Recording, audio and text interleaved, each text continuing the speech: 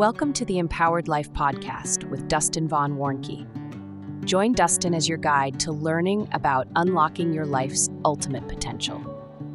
Through inspiring conversations with special guests and proven wisdom, Dustin explores the interconnected values of personal growth, professional success, and a wholesome life filled with love and light. This show is based on tactical and practical concepts for life's greatest successes and achieving your goals, while also being full of inspiration to help you live your best life right now. Discover how to cultivate a mindset of empowerment, achieve success, and create a meaningful impact on the world around you, all while living with purpose, meaning, and significance. Dustin is a former associate publisher of Texas Fish and Game magazine, the author of over 10 books, owner of his own digital marketing agency, an outdoor TV show host, a video and podcast producer. And he will also become one of your best friends forever. Now, get ready to get inspired to live in gratitude. Here's your host, Dustin Vaughn Warncke. Welcome to our podcast, and thank you so much for tuning in today. It is your best friend forever, Dustin, our BFF or bestie or whatever you want to say, or at least your virtual best friend. Today we're having a very interesting conversation with a friend of mine from back to my high school days, I guess even middle school days, that I reconnected with years later. We went to the same high school, same middle school, and same college together, just not in that order. Lori, and very dear friend of mine, and one of my best friends. And this should be a very, I think, eye-opening show on what we talk about a lot of times. Life is short, and what happens to us when we die. What happens to the people that we love. Hospice care and palliative care. And so Lori was a bit reluctant to do this interview, but once she realized it was just a casual conversation, we just hit the record button and saw what happened. And it was very, very meaningful. Really good show. And I really think that you will enjoy the content about what happens in hospice care, what happens, in the process of the body knowing how to die, and those kind of things with our mortal flesh, as I refer to a lot in the show, or just this podcast in general, this series of shows. We don't live forever in the physical sense, and this is just kind of a good understanding for anybody who is going through, a loss of a loved one, somebody who's been in hospice care, to better understand hospice care. And Lori does a great job kind of breaking this down. So without further ado, here's Dustin and Lori. So just tell me a little bit about the work you do in hospice, and what's meaningful about it, the things you see, some of the experiences, general. Okay, that was a very loaded question, but I'll start with what you just asked me 5 questions. Well, I was giving you some talking points, and I'm not trying to overwhelm you. I apologize. Oh no. So before I was living here, when I worked in Alabama, I was doing case. That was my first time I went into hospice nursing, and I did case management at that time. Okay. Case management. Yeah. So and that means I had a load of patients that I would go see every week until essentially they passed or they got better. And case management, you still work with case managers as in what you do now, right? As far as in where you are with who you work for now, right? Oh, case managers are common in hospice, in other words. Oh yeah, right? They're the ones who see the patients every week. Okay. That's the care manager, case manager. They carry a load of 15 to 20 plus patients. Oh, wow. And they have to see them every week, at least once a week. If somebody's actively dying, you see them every day. Right. And then on an as needed basis, if something happens, they have an emergency, you have to go and see them again. That's during the week, Monday through Friday. So they work a regular 8 to 5 schedule. Yeah. Okay. Yep. Very good. And so weekends, it's on call, which is me when I'm not. So now what I do is I don't carry a load like that, a typical load anymore. I do admissions, so I bring them on during the week, but then weekends it's fair game. Right. I do the as needed phone calls, death pronouncements, admissions, emergency calls, all those things. So everything's fair game on the weekends. Let me ask you a single question now. What has hospice taught you that you didn't know before? And you can answer multiple things, but what did hospice teach you that about life, about death and dying? Because you've taught me so many things about what you've seen. I'm just curious for the audience listening to this, like, everybody thinks, I used to think before I got to kind of reunite with you, that, hospice, they gave you kind of an overdose of morphine and they just kind of like, it was a way to, but then there's palliative care, which is a little bit different than hospice. And a lot of people don't even know the difference between that. So before you answer the question I'll ask again. Tell me the difference between hospice and palliative care. Palliative care is a form of hospice, but hospice is not a form of palliative care. Very good. So palliative is right before hospice, but you can still seek aggressive treatment. Like if you have cancer and you want to go get chemo, it's symptom management pretty much is what it is. You still get extra support, but you are able to seek aggressive treatments. It's just like if you have pain management issues or comfort, like you're seeking comfort, but still with aggressive measures. Palliative is the way to go. But when you come to hospice, it's like you are no longer seeking any aggressive measures. You are going to stop all treatment, like all effective, like especially aggressive measures only. Comfort measures. So you've mentioned something that I at least like to educate people about. There's a big thing about fentanyl, and a big concern about just the fact that it's like an epidemic of all these people dying from even just touching fentanyl. It's very dangerous. And my son even reminded me, because he knows a lot about this stuff, being in the school system and everything, that even something as small as like a pencil eraser, a piece of fentanyl can. But it's measured, like we do patches, fentanyl patches, and they're measured in micrograms. So it's a very small, minute amount. That's very potent. And so you actually, like, some families get a little concerned from what you told me before, that they get, you prescribe, your suggestion is a fentanyl patch for their comfort. And much like I've said, I've not said this publicly, but about morphine, what I've learned about morphine, it's a great end of life drug. And a lot of people aren't even familiar with the term end of life, medicine. But in hospice, like, that's pretty much, that's the end of the line kind of thing. And some people do come out of palliative care. A lot of people, some people move from palliative care to hospice. Yeah. Some people, come off of services, as you say, the hospice services. The whole idea is it's comfort while the dying process, is pretty imminent. Is that correct? Well, so in order to qualify for hospice, you have to have a diagnosis that has a prognosis of 6 months or less by Medicare standards. So a physician has to certify and say, if the disease runs its natural course, this patient has 6 months or less to live. Now, we have patients on for years. We have some that are on for hours. So it's hard to say. So the thing is, if the disease runs its natural course, which, depending on what the disease is, like if it's a dementia patient, usually they're much harder to.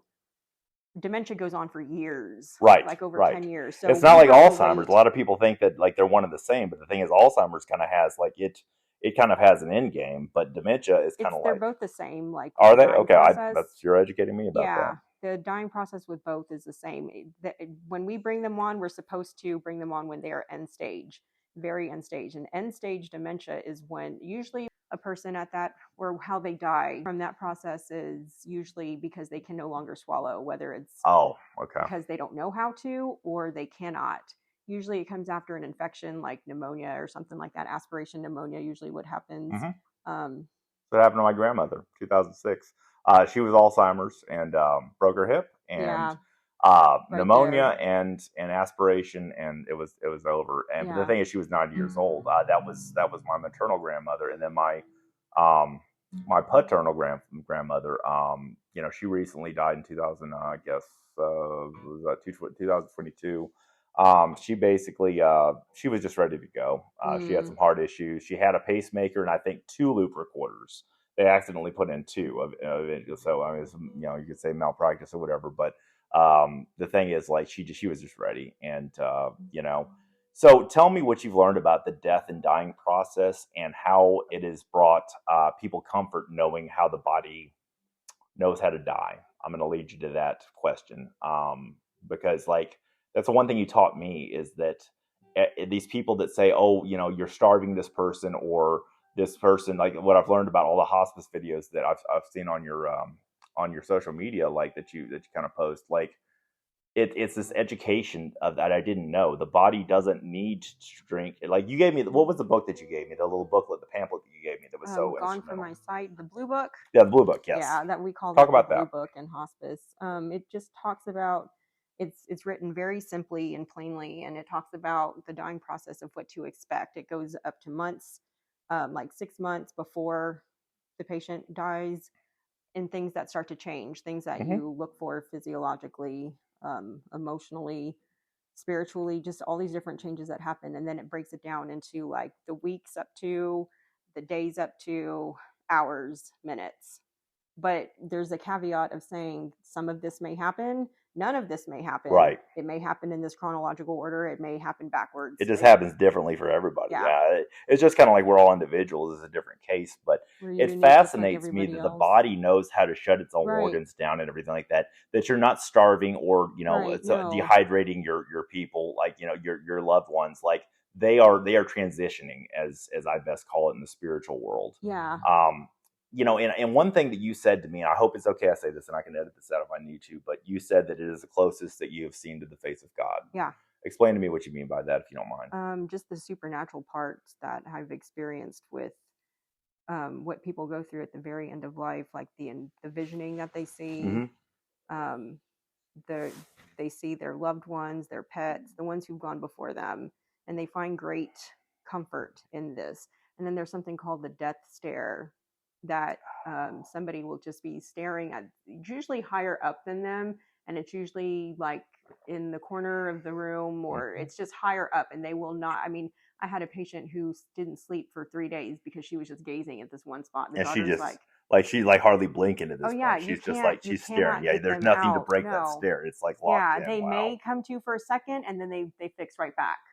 Sometimes they talk to that, sometimes they don't, sometimes it's just staring. That's all they can do. But they see something. But that's like almost something, like that's some kind of spiritual energy coming and inviting them, right? Is that what you would say? Is that how you would interpret there's that? some type of, and we see it quite frequently.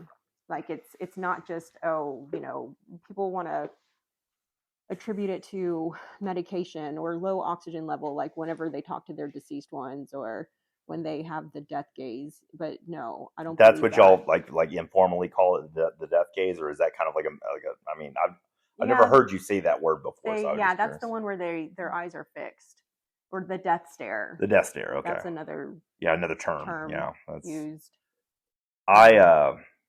That like you've told me about some positive experiences that you've seen about the peacefulness of passing, and then some rather negative ones for people that that may have some stuff in the afterlife that may not be so pleasant. But the thing is, either way, like it's fascinated me that you see people die not necessarily like but you admit people into that stage of of letting go at the end of their life. And I think that's just really a gift from God that you have the capability. Like there are only like really certain people that are that interested in just this helping people transition to that process as people, as patients, but also help counsel the family. Right.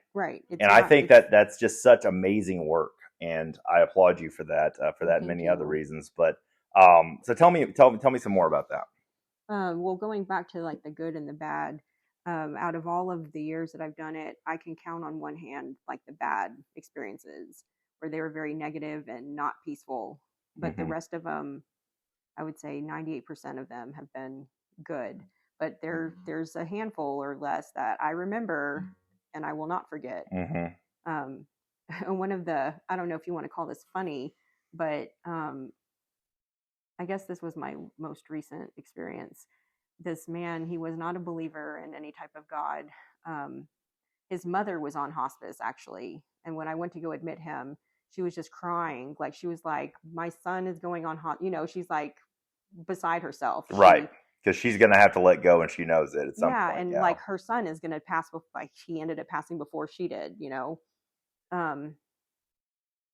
but he didn't believe in God, didn't have a relationship with God at all. But he was so petrified, scared, because he said when the nighttime came, these little demons, they're little devils, they're the size of erasers, pencil erasers, but enough to scare the living crap out of him. Like, he was petrified. And he said there was a bunch of them that would come, and they were trying to take him, and they were tormenting him pretty much. Like almost like little ants that are like trying to carry him off. Yeah, but they were talking to him. Oh, wow. They're having all the conversations. But then the niece was like, well, they have no authority here. They cannot, they have, they're not allowed to be here. This is a place of where God lives. She was a Christian, and she was telling them, maybe it's time for you to get right with God. Right. This is a good time to say your final because he was to make a peace. And so that night they didn't come in the house. They were all at the window looking in, all these little demons, because they have no authority in the home. Like the niece like claimed that and prayed over the home. And he's like, they were all lined up at the window looking in, but still tormenting him though. But they did not have dominion of that space because they had been cast out. Exactly. But they were outside the house looking in. But you couldn't see them, but I mean, like only he could see them, right? Okay. But I see. Boy, was he scared. Oh, sure. Like, he was terrified, I'm sure. Yeah. Like he thought they were taking them off to some dark place. And it was they're the size of a pencil eraser, and they were like taunting him and that kind of stuff. Yeah, like telling him, just talking to him and telling him that they're coming to get him. And wow. And you don't think he's hallucinating? Like you think this is an authentic no experience? Yeah, absolutely. That's fascinating. No, like he was very much I've never seen somebody so scared. He was so scared of the night, what the night would bring, because it kept happening every night. Interesting, it happens in the darkness too. Yeah. I mean, so what happened with that? He ended up passing. I mean, I don't know what became of his journey with God. Yeah. But what happened after that? Yeah. But I brought him on, and I didn't get to follow the case to see what happened. But I know he was in a pretty compromised state of being when I brought him on. I don't remember what the diagnosis was. He had not gone to a doctor in many years. We didn't have a formal diagnosis, but I think he had like CHF or something like that. So he was showing the signs. Interesting. So, really dying, everybody thinks, a lot of people, painful, that kind of stuff. The thing that changed my mind about that was I guess the second show on this podcast was a Steve Gardapi story, and I know I sent that to you really back when we reconnected after your mom passed away in 2021. Basically he thought that everything that he had experienced until like 21 years old or whatever, he's dying in the jungle of Vietnam after being shot down with enemy fire. And I refer to this story a lot because he was not necessarily a believer. He had a chip on his shoulder. He had gone in 5 helicopter crashes, and this was his 5th one. All right. He actually before then went and stole from the enemy base camp and like brought stuff back to like the military, the U.S. base camp. I stole from the military base, but they were looking for a Huey. He got shot up, and he thought he went into shock. And then, he ends up like he felt pretty good. And he said they gave him all kinds of, meds in the hospital, whatever they had back then, but they couldn't even give him, because he was lost so much blood when they rescued him, that they couldn't even give him, anything to sedate him, when they operated on him and everything. But like the thing is, he doesn't have any memory of his buddy for 2.5 hours getting out of enemy lines, doing whatever he had to do for him to survive, hiding him by a termite, because this guy's dead. 2.5 hours bled out in the jungle. And he said, I thought dying would be so painful, and it was so peaceful. And, just his experience and then to marry that with your experience, to kind of correlate it and make some kind of a connection. It's just like, it wasn't just him, I mean, dying is not something to be feared, but at the same time, like it's like there's nobody that's escaped this. Even Jesus died, but he rose from the dead, But we're very uneducated, and we don't talk about it here, so people don't know what to expect, and that's why people fear death. because they're not educated. They don't know what to expect. You're right. And we that's see why it on TV or in the movies, and that's not how people truly die. Right. In this painful, horrible, tormented, state or whatever. Or where they look at you, say the last words meaningfully, and then just close their eyes and they're gone. Die. Yeah, exactly. So, I mean, and I think that our culture overall, especially our culture in America, I go back to the Buddha's 3 human conditions, which are old age, sickness, and death. We all get old, we all get sick, we all die.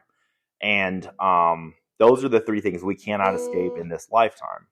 So really, when you back out of it, well, how do we disguise that in modern culture? Well, old age, we try to look beautiful or as young as we can, right? There's facelifts, there's tummy tucks, there's butt lifts, Brazilian butt lifts, whatever. Looking for that fountain of youth. Yeah, the fountain of youth, and that's the thing. And there's an old Alan Jackson song I was telling somebody about that I just met the other day.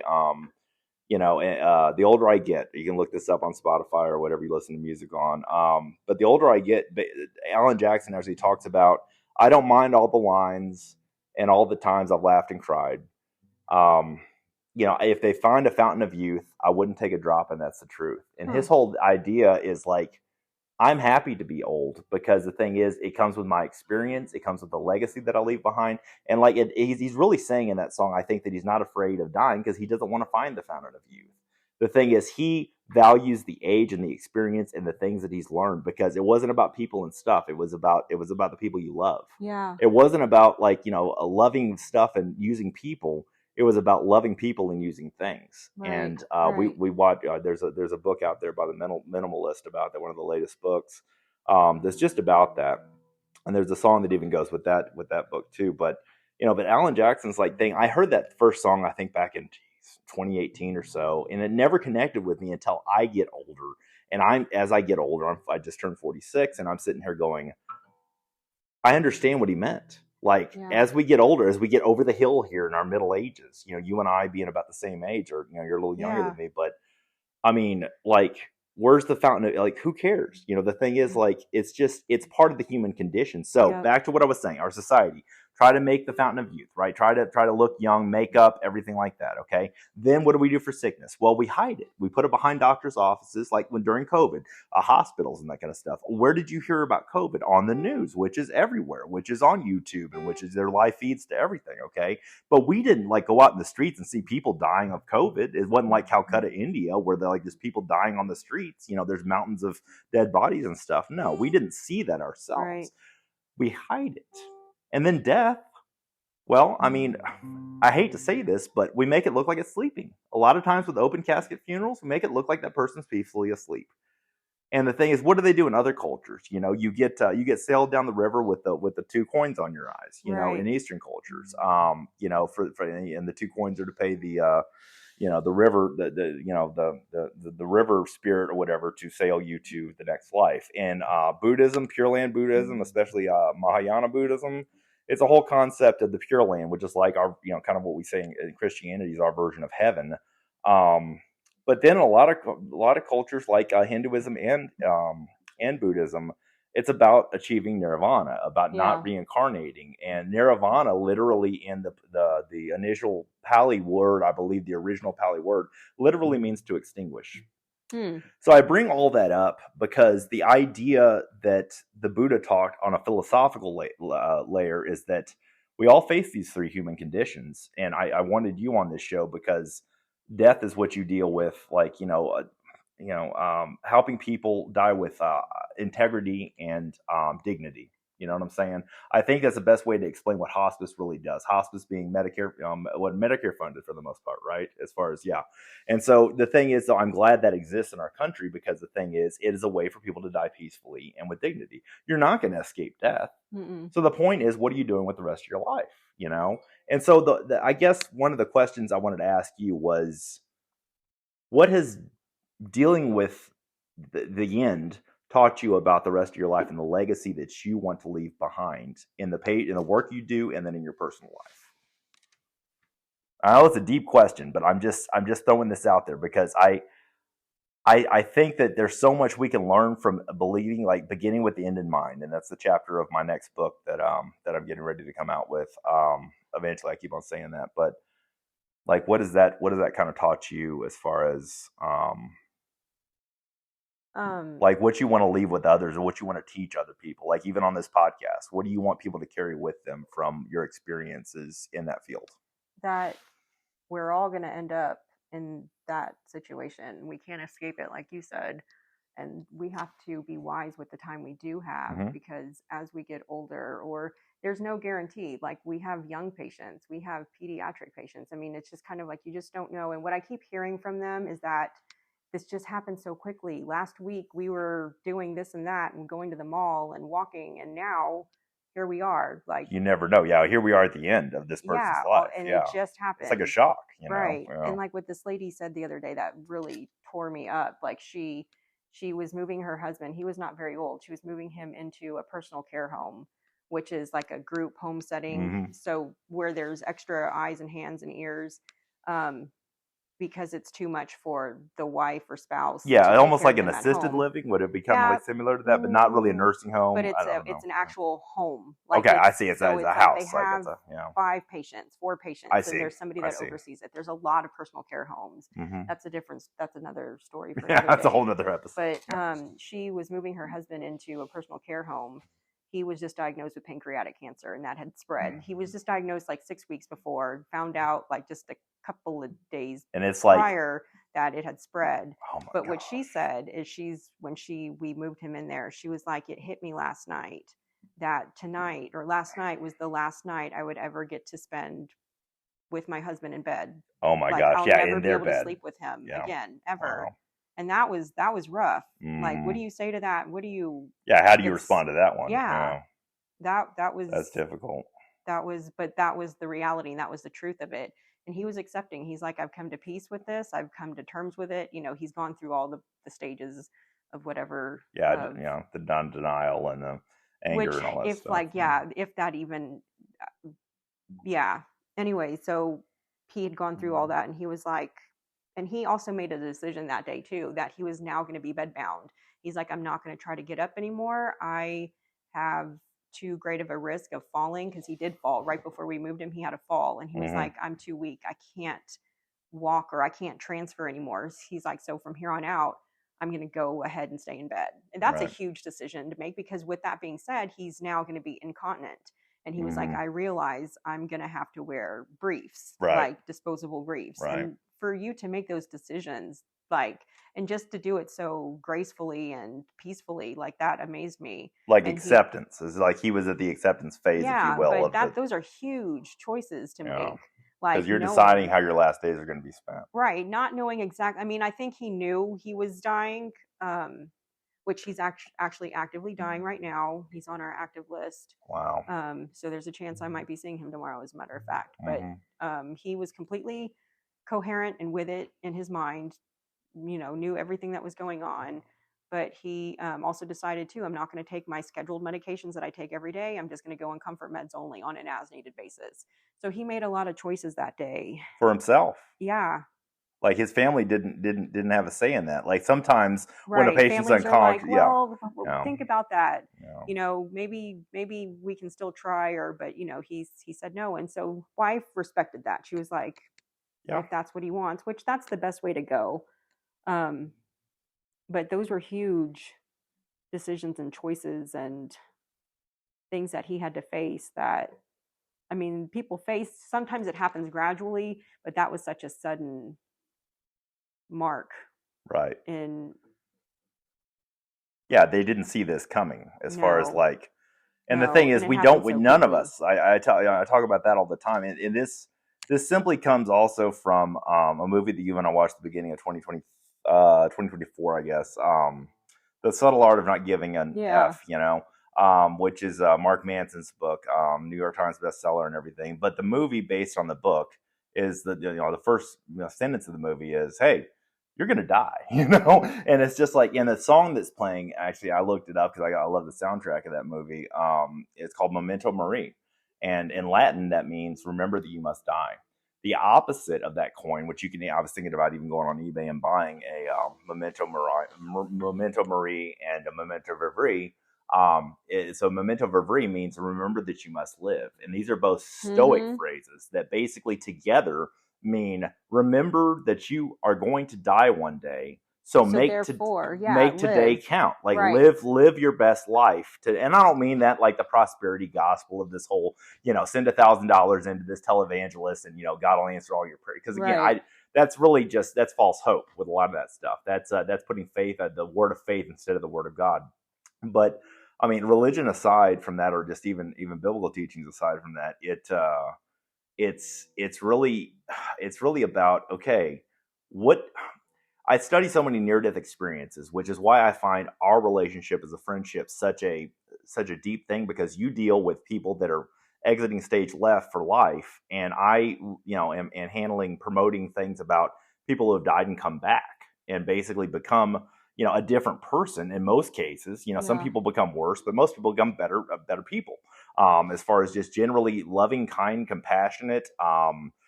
Everything that I try to embody in the show and everywhere else in my life is just leading with love.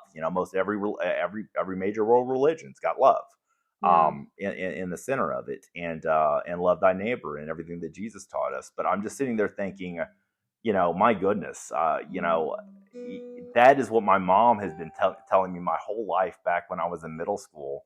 Make every day count.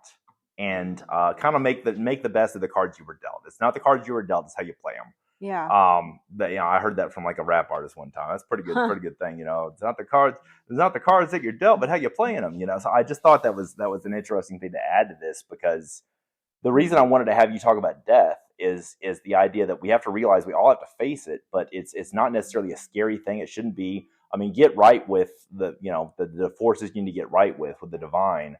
And know that there's another side of it. So, that's what I try to teach people. But the other thing is, like, the reality of dying is not that scary. I mean, the thing is, it's the unknown. People, they don't know some people don't have the faith, and they don't know what's next. Right. And then they just don't know what to expect. Right. Like, what is it like to die? Mm-hmm. Is it going to hurt? What do we look for? I get those questions a lot. Like, what do we...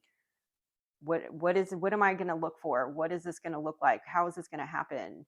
And it's different for each disease process too. Like it will manifest in different ways.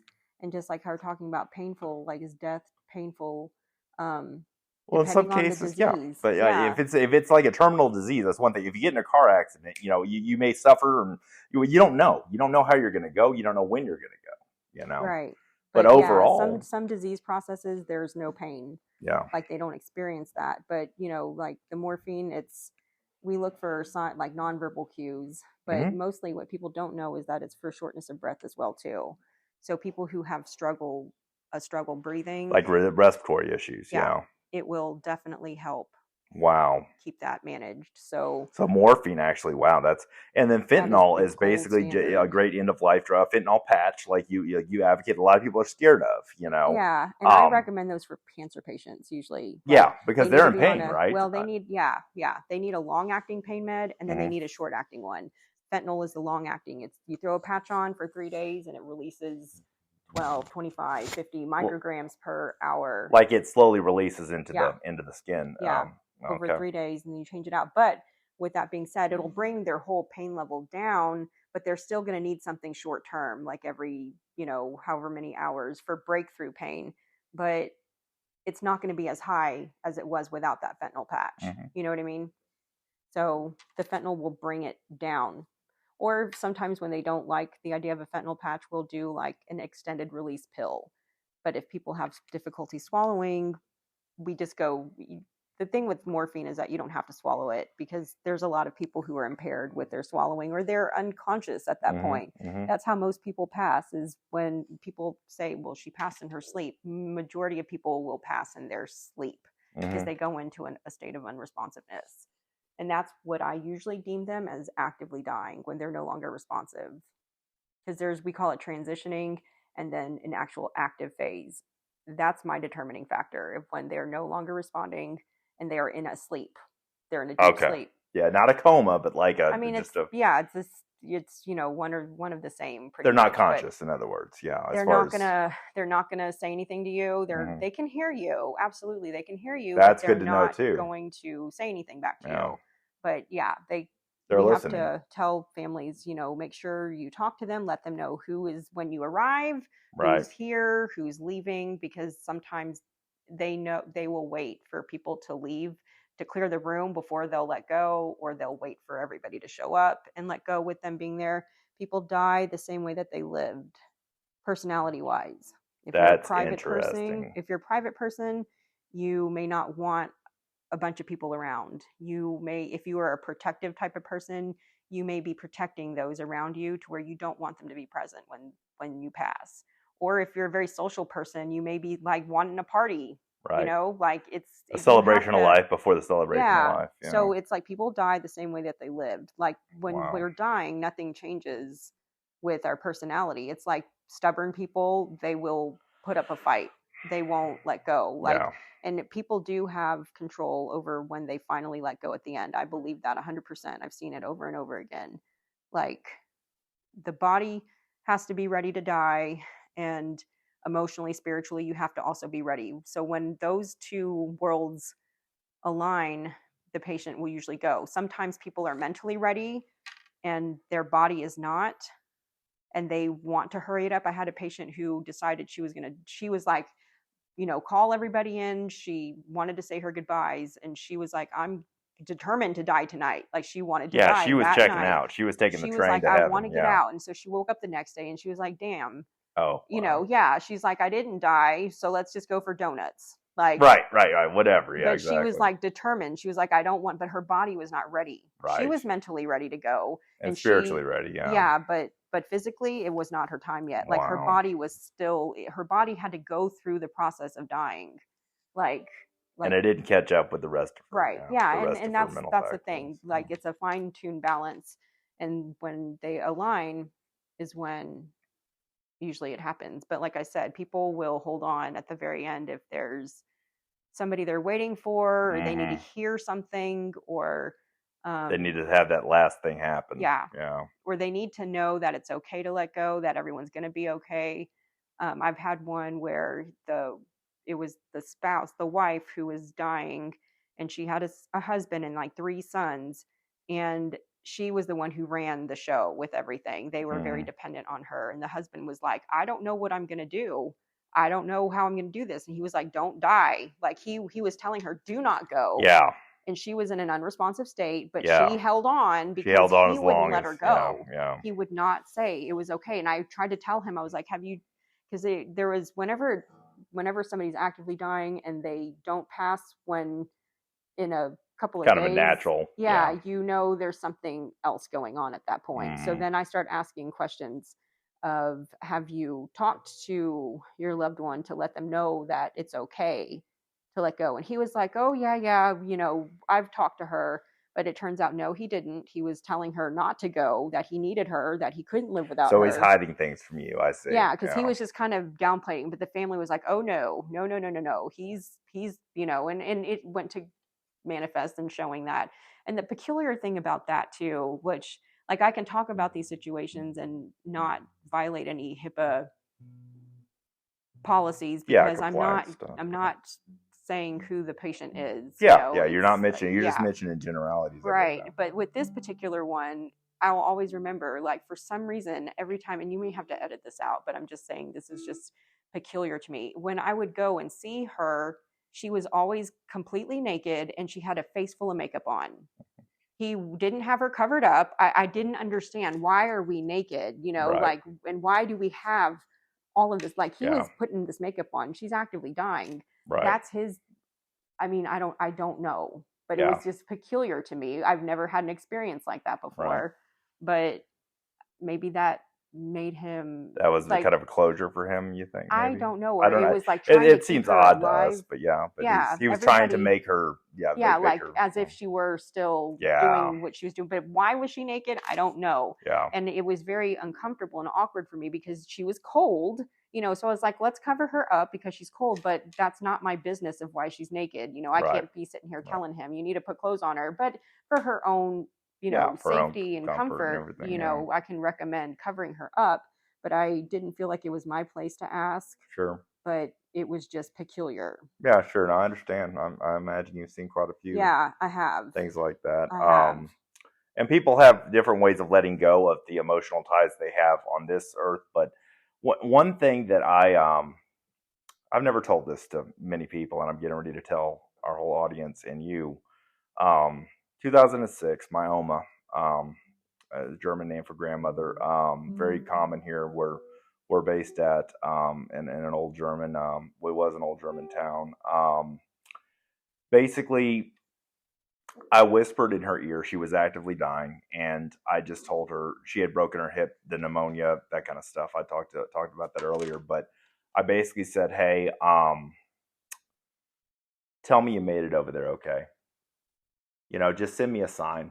I knew she could hear, and I just asked her to send me a sign. And the night that she died, she came to, her spiritual energy came to me when I was kind of partly asleep, I guess. Mm-hmm.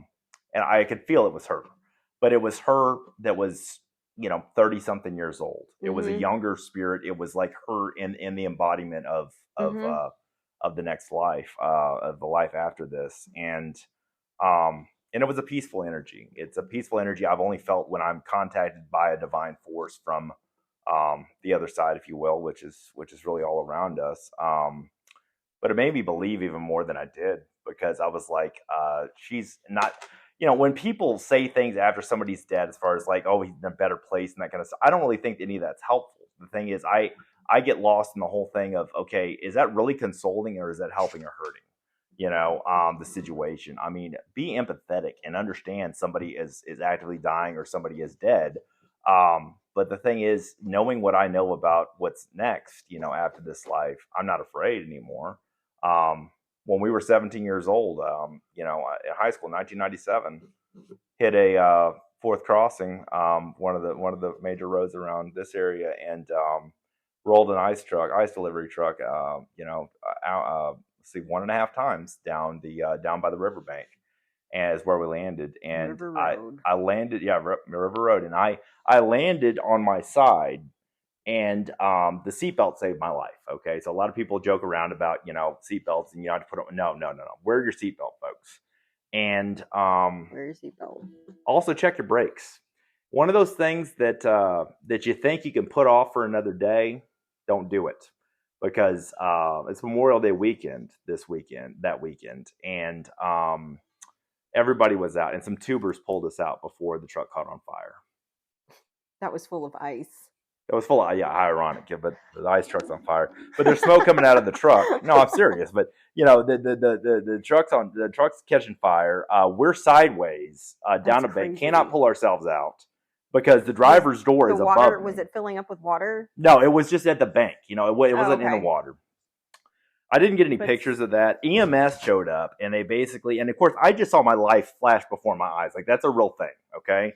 And I'm 17 years old. A junior, rebellion stopped after that as far as my rebellious stage, even though it was a pretty mild rebellious stage compared to a lot of teenagers. But the whole idea was that it gave me the perspective of the brevity of all this, that I could have, we had some friends back in high school. Adam Trollinger, tried to beat a train, thought it was a freight train, turned out to be a passenger train in Amtrak. And I was just thinking about that yesterday. I think about it all the time, because Romina Sanchez, who was in that deal, in the car with him, and her cousin, who had a 2-year-old baby, or 2-year-old toddler back in Mexico. Yep. They all got they probably didn't feel anything. But the thing is, he thought he could make it past the railroad crossing. He got impatient, and that's one problem I think we have as Americans with our 3-second scroll Instagram reels and YouTube stories and everything that we flip through it at 60 miles an hour. I mean, the whole thing is, the thing that concerns me about the way that we live so fast is that we get impatient for things that really matter.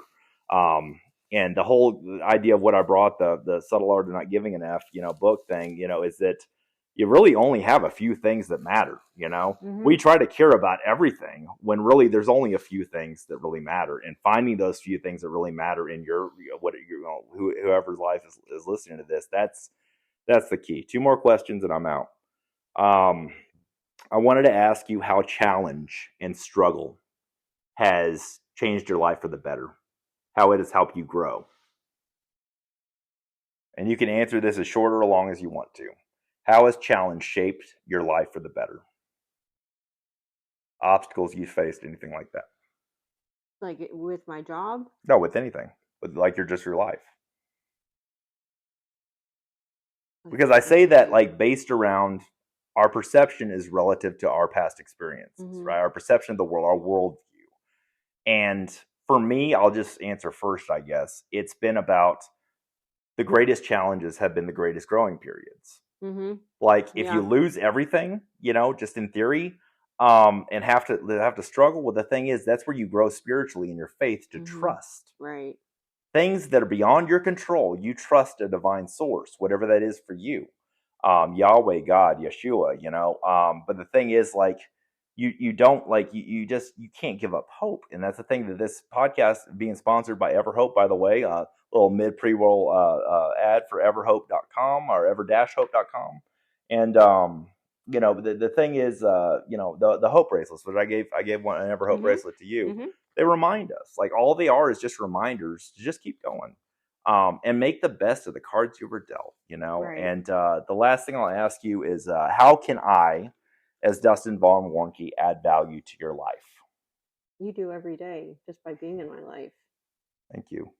Yeah, you don't have to do anything. Just you being you adds meaning to my life. I say on this podcast a lot that this is your best friend forever, Dustin. But really, Lori is like my personal and private, like, best friend forever. As far as like we're like nobody on this earth understands me as well as this friend here does, and just likewise. Oh, thank you. It's just cool it is kind of like a trip down memory lane, because back in the day, like, we knew each other. I think we even dated for like 2 weeks or whatever back then. But the whole idea was that you were the enigma. You still are in a lot of ways, in a good way, as just that, you're kind of like, you're not the easiest to figure out. But the thing is, there are complexities there that are just like so cool about you. But they're also simple at the same time. Like, but I value that about you, because I see a lot of me and you and me. And I think that's one of the best relationships, whether it's platonic, whether it's romantic, whether, it's family, whether it's friends, that you can do, is see yourself in the other person, and the other person seeing themselves in you. And I think we miss that. A lot of times it's so superficial. Like, we talk about a lot, with kind of I call it kind of the bless you. Bless you again. Thank you. I kind of call it the pop culture of it is kind of all superficial. It's all about, and then there's the end, where we're all going to face that. And I recently have been doing a lot of cleaning out. I'm cleaning out my last storage unit, and I'm storing some stuff on the property I live on now, and then also just getting rid of a lot of things. And It is just so freeing, because in a way I'm like, I am not defined by this stuff. This stuff does not own me. I own this stuff, and I'm letting go. And so that, I think that's another thing I want to bring up as far as like making a meaningful life, which is why I really kind of brought up the death thing, is just remember that we all have to go through that, and that it's, it could be whatever it is, but either way, we all have our time here. Right. And when we're here, I'm sure you've heard the old saying, and I bring this up a lot, and I definitely wanted to mention this on the show you and I do here. You can't tie a U-Haul to a hearse. We all probably have heard that. The thing is, though, in 100 years, we'll all be buried together. Right. We'll all like, somebody else will be living in our homes. Okay, a stranger probably, maybe a family member. Still exists. If our homes even are here, they may bulldoze them and build new homes. Kind of like they do in Las Vegas. They just blow up a casino and build a bigger casino. But the thing is, there's a way of the world, and then there's what really matters. And the way of the world will tell you that you've got to drive a fancy sports car, that you've got to live in a giant house. And one of the future episodes I'm going to release after this one is called give a man, I don't know if I told you this idea or not, but give a man 50,000 square feet and 60 years. What do you think the theory is there? 60. Still want more. Well, not just more. He'll fill it up. Oh, like, yeah. he can live in part of the 50,000 square feet, like a barndominium, imagine that kind of thing, Right. With a big metal building.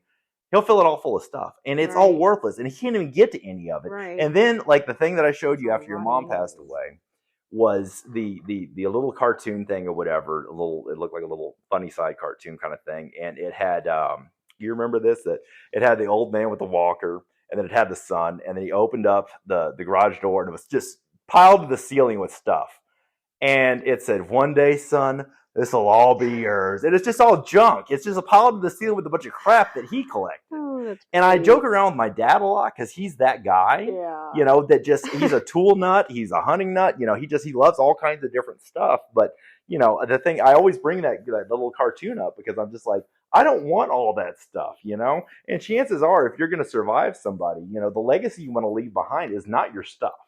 The legacy you want to leave behind is how to be kind. It's how to be loving. It's how to be compassionate. It's how to give of yourself, of your time, treasure, and talent.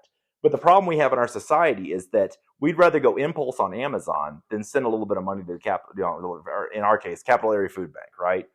Here in Texas, okay? I bring sometimes, for years and years I did this, but I haven't done this lately because I haven't hunted as much. But I would bring processed meat, and I would hand them a box, and they'd hand me a receipt, kind of an in-kind donation, of processed meat, a deer meat, because I'm a hunter. And they said, this is going to go so fast. They said, our nursing homes love venison, not just because it's venison, like it's deer, it's lean protein.